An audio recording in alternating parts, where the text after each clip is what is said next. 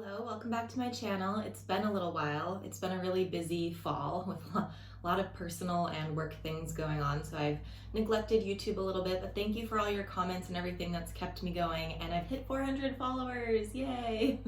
400 subscribers, so thank you so much for all of your support. And I wanted to chat with you today, coffee and a chat. I have my toasty and tipsy mug. I'm not tipsy, it's first thing in the morning, but there's just some coffee with pumpkin spice mix I made and cocoa powder and cream, and it's really good. So I wanted to have a chat with you today about the differences between yin and restorative yoga. When I polled you on my Instagram, a lot of people were confused about the differences between yin yoga and restorative yoga. And if I'm honest, even as a yoga teacher, I used to think of the two as interchangeable. I used to teach a yin and restorative yoga class, and it incorporated aspects of yin yoga and of restorative yoga, sometimes heavier on restorative, sometimes heavier on yin. But oftentimes yin and restorative are paired together, and that's because they do have a lot of overlap and they are really similar. But let's break down what the differences are between the two, because there are some subtle differences that can make a restorative yoga class really different from a yin yoga class. Yin yoga primarily refers to the fact that the yoga poses themselves are held for between 1 to 3 or 5 minutes, and you are not taking the pose to your edge. In yoga, your edge means that spot where if you push it any further, your body is telling you that will not be a good thing. So basically, you do not even want to get to the point where it's your maximum stretch like you would in a power yoga class or a vinyasa yoga class. In yin yoga, you want to only go to about 50% of your ability in terms of your flexibility. So let's see what that would mean in a pose. Let's say that we're laying down on the ground. I'm going to stay sitting here for the video, but let's say we're laying down on the ground and we're reaching as far over as we can. So for me, this feels like a nice stretch. This is about as far as I can go without it feeling like something's gonna go wrong in the side of my body. Like, this is it. This is my maximum stretch. So if this is 100%, 50% would be about here. It really feels like almost nothing. So it's hard sometimes for those of us who like the stretchy parts of yoga to do yin yoga, because this feels like, this is nothing, this is not my stretch. But the thing is that we do this much because instead of stretching some of those muscles that feel really good when we stretch, we're really stretching the fascia, which is a layer in between the muscle and the skin. And it doesn't necessarily feel like a stretch. But the thing is that doing yin yoga can help hydrate your tissues and help stimulate the production of collagen, and really actually contribute a lot to your overall flexibility, even though it feels like that's not necessarily happening.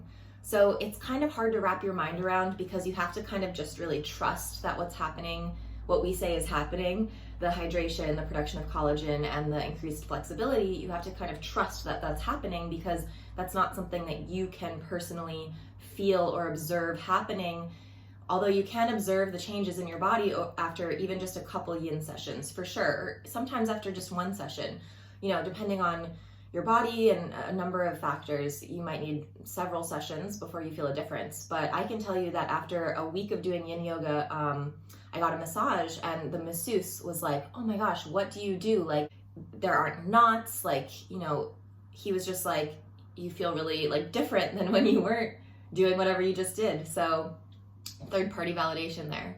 So yin yoga is really more about those poses and about stretching the fascia and about hydrating the tissues and about increasing range of motion by not going to the full end point of the range of motion in the stretch. On the other hand, restorative yoga is about introspective awareness.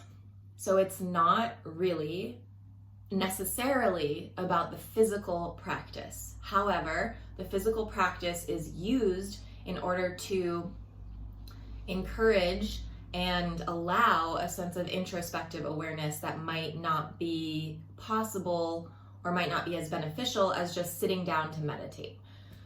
So what do I mean by that? When we think of restorative yoga, we probably think of the poses that I just described, such as in yin yoga. And I think here's where there's overlap and here's where there can be confusion, is that a lot of people will use yin poses, yoga poses, in restorative practice. But the thing is that in yin yoga, you could just put the people in the pose and then leave them there and not talk, and there's a place for that silence, and it can be really, really nice. But for restorative yoga, it might not be enough guidance to have them kind of get into their own experience and really kind of reflect on it, which is what this introspective awareness is. And by the way, I'm drawing heavily from my own yoga teacher training in yin and meditation and restorative yoga through yoga medicine. So thank you to yoga medicine. They're really great. With introspective awareness, you don't need to do a more relaxing yin type pose. You could do something that's a little bit more challenging or more yang on the yin yang scale. However, the point of it is that you're kind of reprogramming your neurobiology, your nervous system, to stay calm during moments, or to, regulate your experience. So you're kind of training your brain. So really the focus, I would say, on yin yoga is more on the body, and the focus of restorative yoga is more on the mind.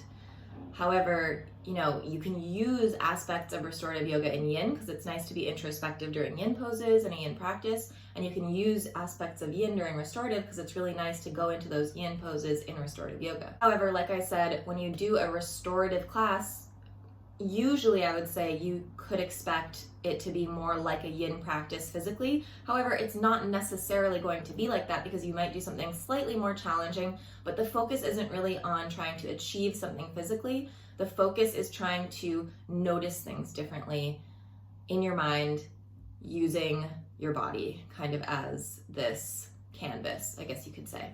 So hopefully that answers some of your questions about the differences and similarities between yin yoga and restorative yoga.